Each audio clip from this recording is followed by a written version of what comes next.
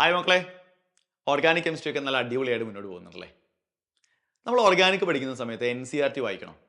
ഇനിയിപ്പോൾ NCERT വായിക്കുകയാണെങ്കിൽ തന്നെ NCERTയിലെ ക്വസ്റ്റ്യൻസും എക്സസൈസും ഒക്കെ നമ്മൾ നോക്കണം. നമുക്ക് നോക്കാം. എൻ്റെ കയ്യിലിരിക്കുന്നത് aldehyde ketones and carboxylic acids എന്ന് പറയുന്ന ഓർഗാനിക് കെമിസ്ട്രിയുടെ ഏറ്റവും വലിയ ചാപ്റ്ററിൽ നിന്നുള്ള ഒരു എക്സസൈസ് ക്വസ്റ്റ്യൻ ആണ്. നിങ്ങൾ NCERT എടുത്തു നോക്കിയാൽ എക്സസൈസ് പാർട്ടിലെ 11ാമത്തെ ചോദ്യമായിട്ട് നിങ്ങൾക്ക് ഈ ചോദ്യം കാണാം. എന്താണ് ചോദിച്ചിരിക്കുന്നത്? An organic compound A, molecular formula C8H16O2, okay, was hydrolyzed with dilute sulfuric acid to give a carboxylic acid B and an alcohol C. അപ്പോൾ ഒരു സബ്സ്റ്റൻസിനെ നമ്മൾ ഹൈഡ്രലൈസ് ചെയ്യുമ്പോൾ കാർബോക്സിലിക് ആസിഡ് ആയിട്ടും ആൽക്കഹോൾ ആയിട്ടും മാറണമെങ്കിൽ ഇതൊരു എസ്റ്റർ ആയിരിക്കണം അല്ലേ. എ എന്ന് പറയുന്നത് ഒരു എസ്റ്റർ ആയിരിക്കണം. ഓക്കെ, ഇനി എന്താ പറയുന്നത്? സീനെ ഓക്സിഡൈസ് ചെയ്താൽ ബി കിട്ടണം. C on oxidation with chromic acid produce B.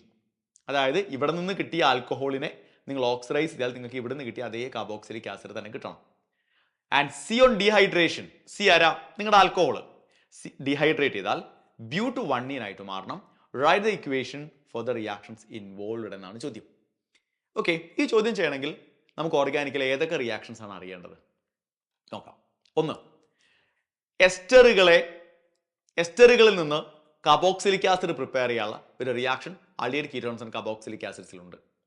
അപ്പോൾ അതാണ് ഈ കാണിച്ചിരിക്കുന്നത്. NCERT കട്ടിംഗ് ആണത്. നോക്കിയേ, ഒരു എസ്റ്ററിനെ നമ്മൾ ആസിഡ് ഹൈഡ്രോളിസിസ് നടത്തി കഴിഞ്ഞാൽ എസ്റ്റർ എന്തായിട്ട് മാറും? കാർബോക്സിലിക് ആസിഡ് ആയിട്ടും ആൽക്കഹോൾ ആയിട്ടും മാറും. സിമ്പിൾ. ഓക്കെ. 2, ഒരു ആൽക്കഹോളിനെ നമ്മൾ കോൺസെൻട്രേറ്റഡ് സൾഫ്യൂരിക് ആസിഡ് ഉപയോഗിച്ച് 443 കെൽവിൻ ടെമ്പറേച്ചറിൽ ട്രീറ്റ് ചെയ്ത് കഴിഞ്ഞാൽ ഡീഹൈഡ്രേഷൻ നടന്ന് ആൽക്കീനായി മാറും. ഇതും നമ്മൾ അറിയണം. ഒരൊറ്റ കാര്യം കൂടിയുണ്ട്. എന്താ? ഒരു പ്രൈമറി ആൽക്കഹോളിനെ നമുക്ക് എന്ത് ചെയ്യാം? ഓക്സിഡൈസ് ചെയ്ത് കാർബോക്സിലിക് ആസിഡ് ആക്കി മാറ്റാം. അതിൽ ആൽക്കലൈൻ KMnO4 അല്ലെങ്കിൽ അസിഡിഫൈഡ് K2Cr2O7 അതുമല്ല എങ്കിൽ ജോൺസ് റിയേജന്റോ നമുക്ക് എന്ത് ചെയ്യാം? ഉപയോഗിക്കാം. CH2OH എന്തായിട്ട് മാറും? COH ആയി മാറും. ഇതൊക്കെ നമ്മൾ പഠിച്ചിട്ടുണ്ട് അല്ലെ. ഈ ജോൺസ് റിയേജന്റ് എന്ന് പറയുന്നത് CrO3 + H2SO4 ആണ്. ഇവനെ നമ്മൾ മിക്സ് ചെയ്ത് കഴിഞ്ഞാൽ, അതായത് ഈ രണ്ടുപേരെ നമ്മൾ മിക്സ് ചെയ്ത് കഴിഞ്ഞാൽ നമുക്ക് എന്ത് കിട്ടും? H2CrO4 ആണ് ആക്ച്വലി കിട്ടുന്നത്. ഇവനെയാണ് ക്രോമിക് ആസിഡ് എന്ന് പറയുന്നത്. ഇത്രയും റിയാക്ഷൻസ് അറിയാമെങ്കിൽ നമുക്ക് ഈ ചോദ്യത്തെ വളരെ ഈസി ആയിട്ട് എന്ത് ചെയ്യാൻ പറ്റും? ആൻസർ ചെയ്യാൻ പറ്റും. അപ്പോൾ 8 കാർബൺ വരുന്ന എസ്റ്റർ അത് കാർബോക്സിലിക് ആസിഡ് ആയിട്ടും ആൽക്കഹോൾ ആയിട്ടും മാറുന്നു. അപ്പോൾ ഉണ്ടാവുന്ന കാർബോക്സിലിക് ആസിഡിൽ എത്ര കാർബൺ ആറ്റം ഉണ്ടാകണം? അതിനാണ് തൊട്ടടുത്ത ഹിന്റ് പറയുന്നത്. ക്രോമിക് ആസിഡ് വെച്ച് ഓക്സിഡൈസ് ചെയ്താൽ നിങ്ങളുടെ ആൽക്കഹോള് ഈ കാർബോക്സിലിക് ആസിഡായി തന്നെ മാറും. അതിനർത്ഥം ഫോം ചെയ്യുന്ന ആൽക്കഹോളിലും ഫോം ചെയ്യുന്ന കാർബോക്സിലിക് ആസിഡിലും ഒരേ നമ്പർ ഓഫ് കാർബൺ ആണ് എന്ന് നമുക്ക് മനസ്സിലായി. അപ്പോൾ എസ്റ്ററിൽ 8 കാർബൺ ഉള്ളതിൽ ആ COO ഗ്രൂപ്പ് വരുന്നത് എവിടെയാണെന്നൊരു ഏകദേശ ഐഡിയ നമുക്ക് കിട്ടി. അപ്പോൾ C8H16O2 എന്ന് പറയുന്ന എസ്റ്റർ ആരാ? CH3, CH2, CH2, COO, CH2, CH2, CH2, CH3 ആണ് നിങ്ങളുടെ എസ്റ്റർ. കാരണം ഈ എസ്റ്ററിനെ ഹൈഡ്രലൈസ് ചെയ്യുമ്പോഴാണ് നമുക്ക് 4 കാർബൺ ആറ്റമുള്ള ആൽക്കഹോളും 4 കാർബൺ ആറ്റമുള്ള കാർബോക്സിലിക് ആസിഡും കിട്ടുക. അപ്പോൾ ഇതിനെ ഹൈഡ്രലൈസ് ചെയ്യുന്നു. എന്താ സംഭവിക്കുക? ഇതിവിടെ ബ്രേക്ക് ആവും അല്ലേ. ഈ ഭാഗം കാർബോക്സിലിക് ആസിഡ് ആയിട്ടും ഈ ഭാഗം ആൽക്കഹോൾ ആയിട്ടും മാറും. അപ്പോൾ നിങ്ങൾക്ക് കിട്ടുന്ന കാർബോക്സിലിക് ആസിഡ് ആരാ? CH3, CH2, CH2, COOH ആണ് നിങ്ങളുടെ carboxylic acid. That means butanoic acid ആണ്. പ്ലസ് നിങ്ങൾക്ക് കിട്ടുന്ന ആൽക്കഹോൾ ആരാ? CH3, CH2, CH2, CH2OH ആണ്. അതായത് ബ്യൂട്ടനോൾ ആണ്. അപ്പൊ ഇവനാണ് ബി, ഇവനാണ് സി. ഇനി ഒരു ഹിന്റ് കൂടി പറയുന്നുണ്ട്. സീനെ നമ്മൾ ഓക്സിഡൈസ് ചെയ്താൽ ആരെ ഉപയോഗിച്ച് ഓക്സിഡൈസ് ചെയ്യുന്നത്? H2CrO4 അല്ലെ, ക്രോമിക് ആസിഡ് ഉപയോഗിച്ചിട്ടാണ്. എന്ന് വെച്ചാൽ നമ്മുടെ ജോൺസ് റിയേജന്റ് ആണ്. ഉറപ്പാ നമ്മൾ ഈ പറഞ്ഞിരിക്കുന്ന രീതിയിൽ തന്നെ സംഭവിക്കുക. എന്താ സംഭവിക്കുക? പ്രൈമറി ആൽക്കഹോള് ഓക്സിഡൈസ് ചെയ്ത് കാർബോക്സിലിക് ആസിഡായി മാറും. അപ്പോൾ ആ പറഞ്ഞിരിക്കുന്നതും ശരിയാണ്. ഇനി ഒരു കാര്യം കൂടി പറയുന്നുണ്ട്. എന്താ പറയുന്നത്? നോക്കിയാൽ നിങ്ങൾ സി എന്ന് പറയുന്ന ആൽക്കഹോളിനെ ഡീഹൈഡ്രേറ്റ് ചെയ്ത് കഴിഞ്ഞാൽ ബ്യൂട്ട് 1 കിട്ടും. അപ്പം നിങ്ങൾ എഴുതിയിരിക്കുന്ന ഈ ആൽക്കഹോൾ ആണല്ലോ സി. ഇവനെ ഡീഹൈഡ്രേറ്റ് ചെയ്തു എന്ന് വിചാരിക്കുക. കോൺസെൻട്രേറ്റഡ് സൾഫ്യൂരിക് ആസിഡുമായി ഹൈ ടെമ്പറേച്ചറിൽ ഹീറ്റ് ചെയ്യുമ്പോൾ ഡീഹൈഡ്രേറ്റ് ചെയ്ത് കഴിഞ്ഞാൽ നിങ്ങൾക്ക് എന്ത് കിട്ടുക? ഡീഹൈഡ്രേഷൻ നടന്ന് ഒരു മോളിക്യൂൾ വാട്ടർ എലിമിനേറ്റ് ചെയ്ത് എവിടുന്ന് എലിമിനേറ്റ് ചെയ്യുക? ഈ കാർബൺ OHും ഈ കാർബൺ Hഉം എലിമിനേറ്റ് ചെയ്ത് ബ്യൂട്ട് 1 കിട്ടും. ശരിയാ? ഓക്കെ അല്ലേ? ശരിയാണ്, എല്ലാം ശരിയാ. ഇനി ഈ ചോദ്യം കണ്ടോ നിങ്ങൾ? An organic compound A, molecular formula C10H20O2. ആ ഫോർമുലയിൽ നിന്ന് ചെറിയൊരു മാറ്റം. അവിടെ C8 ആയിരുന്നു, ഇവിടെ C10 ആണ്, അത്രയേ ഉള്ളൂ.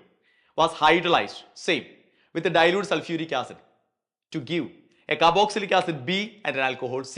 സെയിം ക്വസ്റ്റ്യൻ ആണ്. ആകെ മാറ്റമുള്ളത് ഈ ഫോർമുലയിൽ മാത്രം, എസ്റ്ററിന്റെ ഫോർമുലയിൽ മാത്രം. Oxidation of C with CrO3H2SO4 produce B. Which of the following structures are not possible for A എന്നാണ് ചോദ്യം. ചെറിയൊരു മാറ്റം വരുത്തിയിട്ടുണ്ട് അല്ലേ. അപ്പൊ എ എന്ന് പറയുന്ന എസ്റ്ററിന്റെ സ്ട്രക്ചർ ആവാൻ സാധ്യതയില്ലാത്തത് ഏതാണെന്നാണ് ചോദ്യം. അപ്പൊ തന്നിരിക്കുന്ന ഓപ്ഷൻസ് നിങ്ങൾ നോക്കുക. തന്നിരിക്കുന്ന ഓപ്ഷൻസ് വെച്ചുകൊണ്ട് നമുക്കിത് എങ്ങനെയാണ് മനസ്സിലാക്കാൻ പറ്റുക? അതായത് 10 കാർബൺ ആറ്റമുള്ള എസ്റ്ററാണ്. ആ 10 കാർബൺ ആറ്റമുള്ള എസ്റ്ററിനെ ഓക്സിഡൈസ് ചെയ്യുമ്പോൾ നിങ്ങൾക്ക് എന്ത് ചെയ്യണം?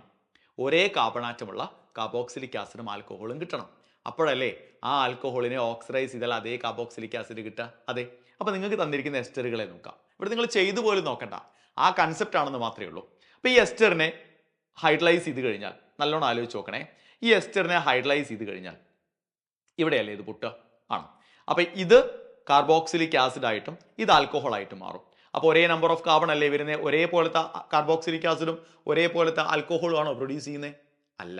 നോക്കിയേ നിങ്ങൾ, ഈ ആൽക്കഹോളിനെ നിങ്ങൾ ഓക്സിഡൈസ് ചെയ്താൽ ഇതെന്തായിട്ടാ മാറുക? നോക്കിയേ, ഈ മെത്തൈൽ ഗ്രൂപ്പ് കിടക്കുന്നത് ഈ കാർബണിന്റെ മുകളിലാണ്. പക്ഷെ ഇവിടെ മെത്തൈൽ ഗ്രൂപ്പ് കിടക്കുന്നത് എവിടെയാ? തൊട്ടടുത്ത രണ്ടാമത്തെ കാർബണിന്റെ മുകളിലാണ്. കണ്ടോ? നോക്കിയേ നിങ്ങൾ, ഇത് ഒന്നാമത്തെ കാർബൺ, ഇത് രണ്ടാമത്തെ കാർബൺ. ഇവിടെ രണ്ടാമത്തെ കാർബണിന് മുകളിലാണ് നിങ്ങളുടെ മെത്തൈൽ ഗ്രൂപ്പ് കിടക്കുന്നത്. അപ്പോൾ ഒരിക്കലും ഈ ആൽക്കഹോളിനെ ഓക്സിഡൈസ് ചെയ്താൽ ഈ കാർബോക്സിലിക് ആസിഡ് നിങ്ങൾക്ക് കിട്ടില്ല. അപ്പോൾ ഇതൊരിക്കലും പോസിബിൾ അല്ല. നെക്സ്റ്റ്, അടുത്ത് നോക്കിയേ മക്കളെ നിങ്ങൾ. ഇവിടെ നമ്മൾ ഇതിനെ ഹൈഡ്രലൈസ് ചെയ്ത് കഴിഞ്ഞാൽ ഇതിവിടെ ബ്രേക്ക് ആവും അല്ലേ?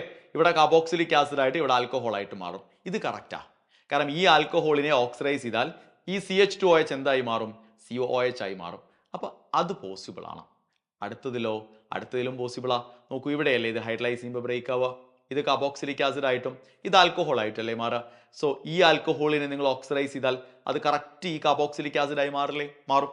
അപ്പൊ ആ എസ്റ്ററും നമുക്ക് ഓക്കെയാണ് ഈ പറഞ്ഞ കണ്ടീഷൻസിന്. ആൻഡ് ദ ഫൈനൽ എസ്റ്റർ ഇവിടെയാണ് ബ്രേക്ക് ആവുക. ഇവിടെ OH ആഡഡ് ആകും, ഇവിടെ H ആഡഡ് ആകും. ഇനി മക്കളെ നോക്കൂ, ഈ ആൽക്കഹോളിനെ നിങ്ങൾ ഓക്സിഡൈസ് ചെയ്താൽ ഈ കാർബോക്സിലിക് ആസിഡ് കിട്ടില്ലേ? കിട്ടും. കറക്റ്റാ. അപ്പൊ അതും ആൻസർ ആവാം. അപ്പൊ ഓപ്ഷൻ ബിയിലും സിയിലും ഡിയിലും പറയുന്ന ഓപ്ഷൻസ് നമുക്ക് നമ്മുടെ എസ്റ്റർ ആയിട്ട് ഓക്കെയാണ്. പക്ഷെ ഓപ്ഷൻ എ എന്തല്ല? ഈ പറഞ്ഞിരിക്കുന്ന കണ്ടീഷൻ ഫോളോ ചെയ്യുന്ന ഒരു എസ്റ്റർ അല്ല.